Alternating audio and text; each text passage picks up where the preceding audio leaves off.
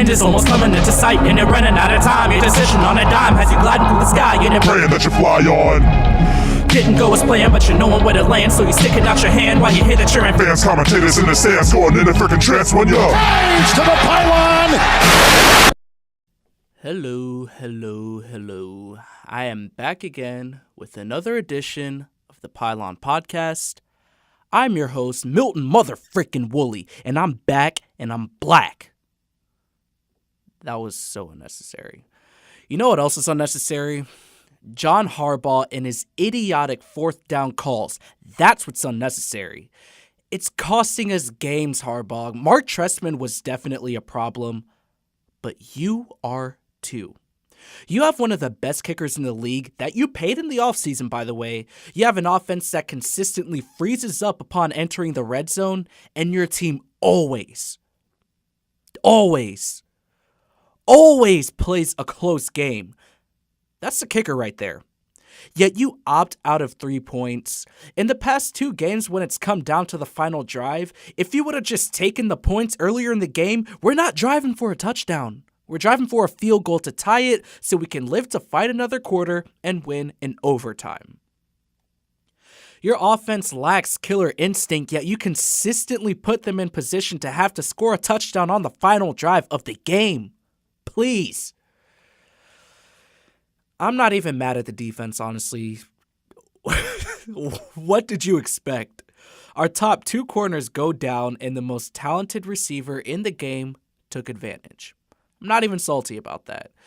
Good for Odell Beckham, because he needed it. And if I had to choose any player in the league to ramrod my Baltimore Ravens, it'd be him.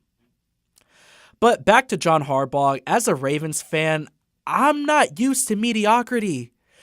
If John Harbaugh does not coach us to the playoffs this season, especially with Big Ben being out with a knee injury, he absolutely starts next season on the hot seat, and then it becomes playoffs or bust. Mark my words, if Harbaugh does not get the Ravens to the postseason this year, there is going to be talks of replacing him, and deservedly so.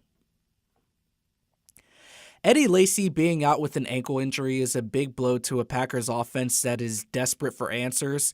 They had to trade for fumble machine Knile Davis because James Starks is also dealing with injury as well.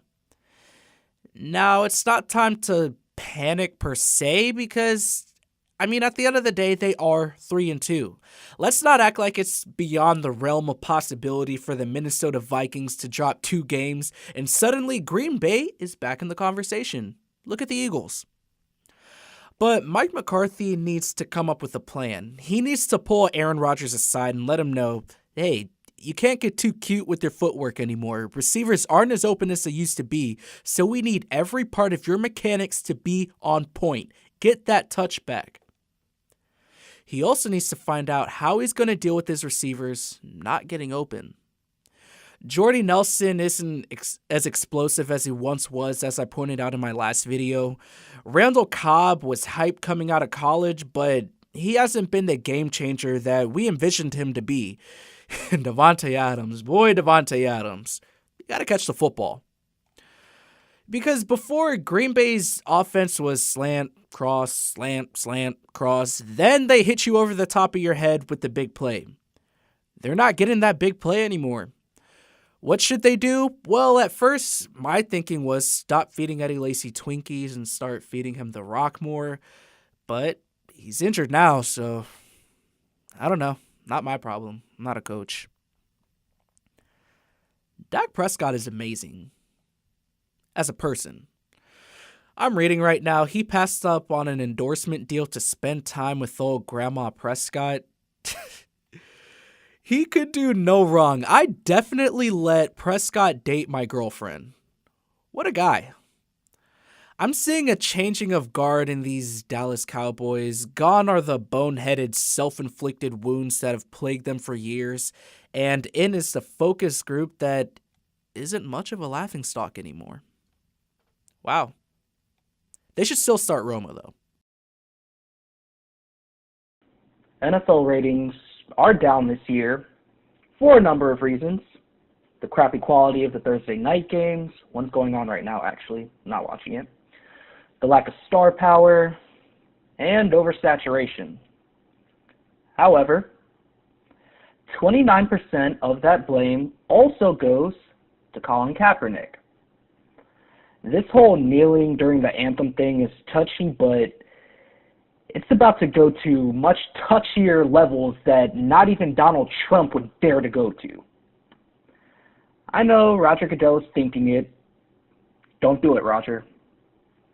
You lost some marginal, casual fans who were probably going to die within the next 2 decades anyways, but you are going to plummet if you take away the right to kneel during the anthem.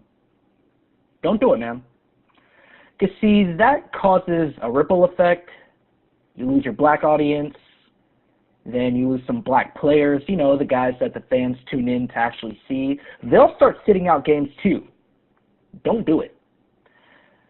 Fans will be upset with Colin Kaepernick doing a peaceful protest. But those same fans will dress a mannequin up as Colin Kaepernick, call it a Muslim, then proceed to tackle it. Fans will get mad at Colin Kaepernick for doing a peaceful protest, but see no problem with the brutal act of violence that he's protesting. Fans want to take away Kaepernick's constitutional right to protest, but will whine and moan when they feel their gun rights are being threatened. Buffalo Bills fans will get mad at Colin Kaepernick for taking a knee during the anthem, but have no problem taking a knee to eat some ass in public before the game. Wow. And for those of you who are curious about that video, it's floating around Twitter. It's disgusting.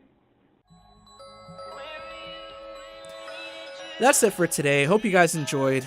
It's always a pleasure projecting my football stupidity onto you guys. Side note, we all need to rally around and see if the Browns can actually pick up their first win of the season. I'm rooting for them. It's the Cody Kessler Landry Jones show. Ooh, I hope I don't miss a minute of that box office event. I'm Milton Woolley, and this has been yet another edition of The Pylon.